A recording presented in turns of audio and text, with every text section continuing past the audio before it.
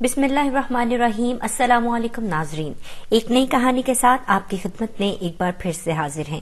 نئے آنے والے دوستوں سے گزارش ہے کہ اگر آپ نے ابھی تک ہمارے چینل کو سبسکرائب نہیں کیا تو برائے مہربانی چینل کو سبسکرائب کر لیجئے۔ چلتے ہیں آج کی کہانی کی طرف۔ میرا نام عائشہ ہے۔ میرا تعلق ایک امیر گھرانے سے ہے۔ میرے والد صاحب کا کپڑے کا بزنس تھا اور بہت بڑی دکان شہر کے مرکزی بازار میں تھی۔ بدقسمتی سے اولاد نرینہ نہیں تھی۔ میں ان کی اکلوتی بیٹی تھی۔ والد صاحب نے عمر بھر خوب کمایا۔ انہیں جائیداد بنانے کا شوق تھا۔ کافی دکانیں اور پلاٹ خریدے اور دکانوں کو کرائے پر اٹھا دیا، اور یہ سب کچھ میرے مستقبل کے لیے کر رہے تھے۔ 17 برس کی عمر میں میرے لیے ایک واقف کار کے توسط سے رشتہ آ گیا۔ والد صاحب کو لوگ پسند آئے اور میری شادی کر دی۔ بیاہ کر اپنے گھر آ گئی۔ ابو نے کافی جہیز دیا، لیکن سسرال والوں کو تشفی نہ ہوئی۔ غالباً ان کی نظریں جائیداد پر تھیں، مگر والد صاحب نے جائیداد میرے حوالے نہیں کی۔ جب تک ابو زندہ رہے یہ لوگ سوئے ہوئے سانپ کی مانند پھن سمیٹے خاموش رہے۔ ان کے وفات کے بعد انہوں نے دبے لفظوں میں جائیداد کا تقاضا کرنا شروع کر دیا۔ والد صاحب نے زندگی میں جائیداد کا مختار کل والدہ اور بڑے ماموں کو بنا دیا تھا۔ وہ چاہتے تھے کہ ان کے مرنے کے بعد مناسب وقت پر جائیداد میرے حوالے کی جائے۔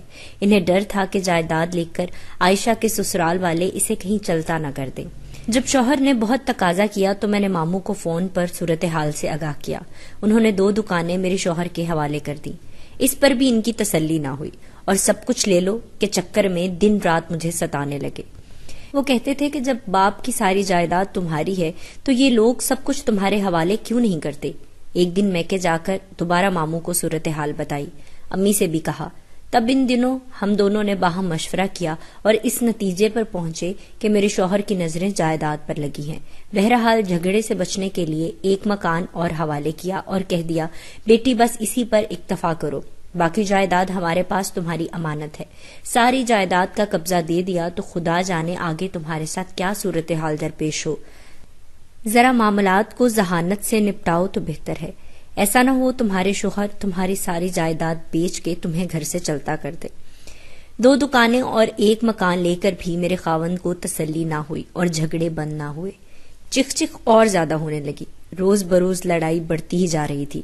کہتے تھے جب اپنے باپ کی جائیداد کی اصل وارث تم ہو تو تمہاری ماں اور ماموں کس بات کے سرپرست بنے ہوئے ہیں؟ تمہارا سرپرست اب میں ہوں۔ سیدھے سبھاؤ کاغذات حوالے نہیں کرتے اور قبضہ بھی نہیں دیتے تو میرے ساتھ عدالت چلو، ہم ان سے جائیداد کورٹ کے ذریعے حاصل کر لیں گے۔ میں کیوں کروں والدہ اور ماموں کے خلاف عدالت میں کیس؟ میں نہیں جانا چاہتی عدالت، وہ میرے خیر خواہ تھے۔ میں نے صاف انکار کر دیا۔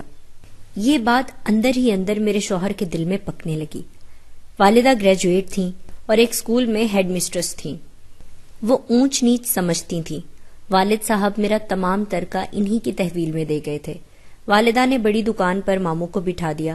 وہ آمدنی امی کو لا کر دیتے، جو وہ میرے نام سے اکاؤنٹ میں جمع کرا دیتی، لیکن سختی سے منع کر رکھا تھا کہ میں اس اکاؤنٹ کے بارے میں اپنے شوہر اور سسرال والوں کو ہرگز نہ بتاؤں، ورنہ روپیہ ہتھیا لیں گے۔ والدہ کا خیال درست ثابت ہوا، لیکن یہ جائیداد اور روپیہ پیسہ میرے لیے ایک پھنکارتا ہوا اژدہا بن چکا تھا۔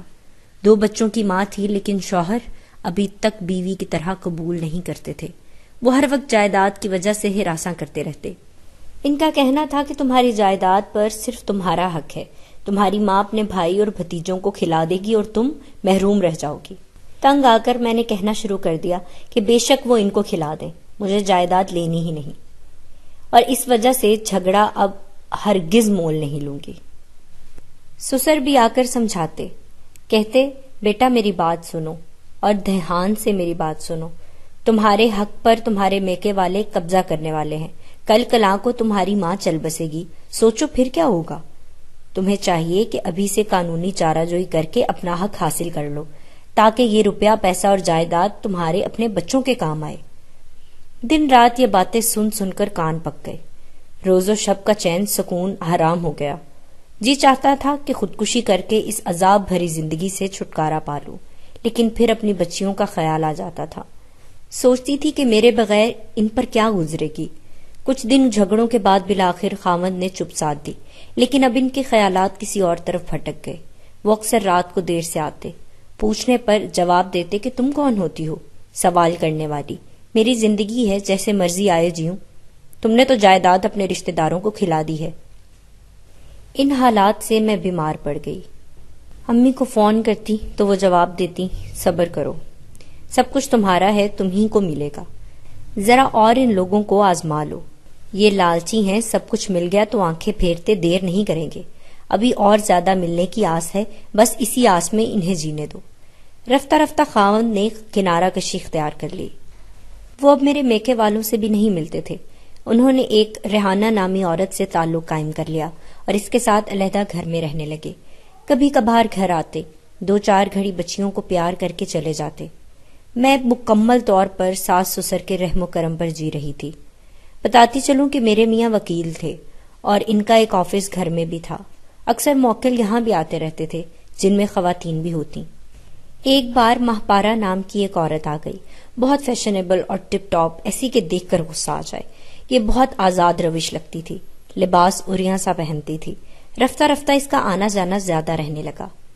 اظفر بتاتے تھے کہ یہ میری کلائنٹ ہے، اس کا کیس میرے پاس ہے، اپنے شوہر سے تنازع ہے اور اس سے خلا لینا چاہتی ہے۔ یہ عورت بے تکلفانہ انداز سے گھر بھی آ جاتی، کہتی کہ آپ کے شوہر اچھے وکیل ہیں، ان سے مدد لے رہی ہوں۔ میں سمجھتی کہ یہ سچ کہتی ہوگی، ایسے کیس وکیلوں کے پاس آتے ہی رہتے ہیں۔ میں ملازمہ کے ہاتھ دفتر میں چائے بھجوا دیتی۔ ایک دن ملازمہ جب چائے دے کر لوٹی، مجھے دبے لفظوں میں آگاہ کیا کہ بی بی یہ عورت ٹھیک نہیں ہے اور ان لوگوں کا انداز درست نہیں، آپ ہوشیار ہو جائیں، معاملہ گڑبڑ لگتا ہے۔ خدا جانے اس نے کیا دیکھا تھا، مجھے کچھ نہیں بتایا کہ وکیل صاحب سے بھی یہ ڈرتی تھی۔ کان میں بات ضرور ڈال دی کہ میں چکنی ہو جاؤں۔ اب میں شک میں رہنے لگی۔ ایک روز اس عورت کو گاڑی میں بٹھا کر چلے گئے۔ بچی کو بخار تھا، اس کی طبیعت زیادہ خراب ہو گئی تو میں نے فون کیا۔ فون کسی بچے نے اٹھا لیا۔ میں نے اظفر کا نام لیا تو کہنے لگا کہ انکل اظفر مما کے ساتھ کمرے میں ہیں۔ میں نے کہا بلاؤ، بولا کمرہ بند ہے، وہ ضروری کام کر رہے ہیں۔ میں نے بچے کی خوشامد کی کہ بیٹا دروازہ بجاؤ، ضروری کام ہے۔ بچے نے کچھ دیر کو دروازہ بجایا۔ بالآخر اظفر نکل آئے اور فون سنا۔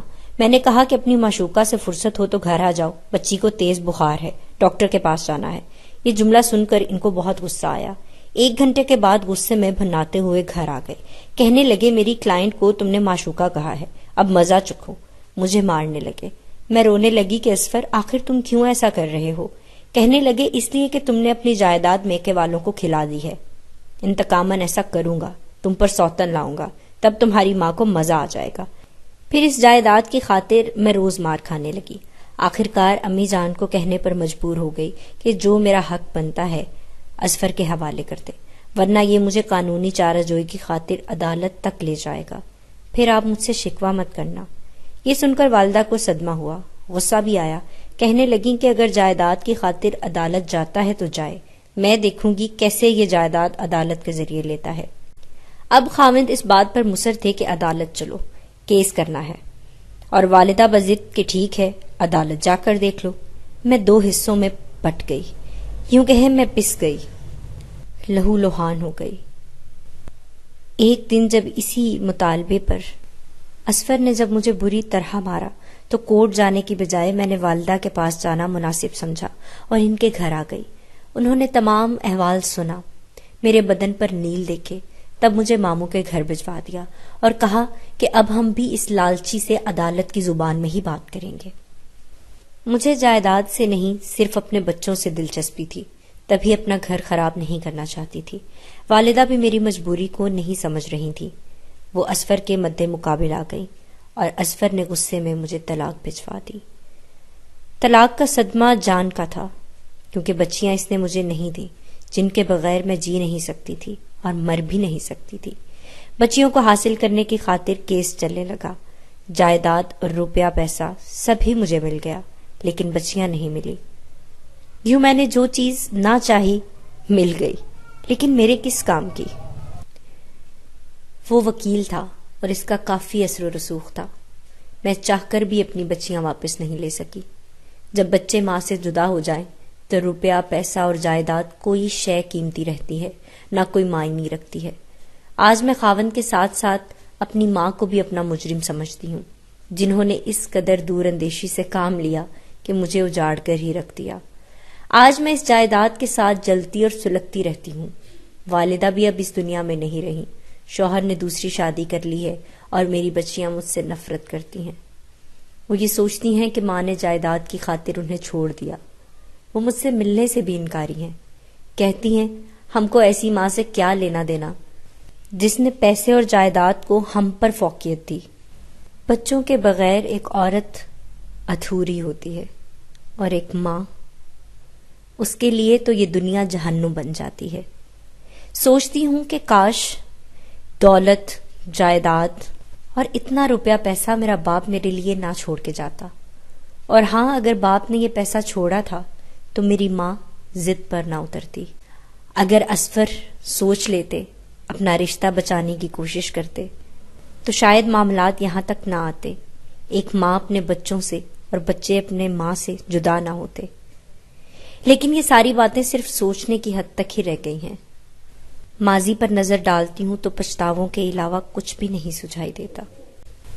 تو ناظرین، یہ تھی آج کی کہانی۔ اگر آپ کو ہماری کہانی پسند آئی ہے تو اسے لائک کیجیے، شیئر کیجیے، کامنٹ باکس میں اپنی رائے کا اظہار ضرور کیجیے، اور اگلی کہانی تک کے لیے مجھے اجازت دیجیے۔ اللہ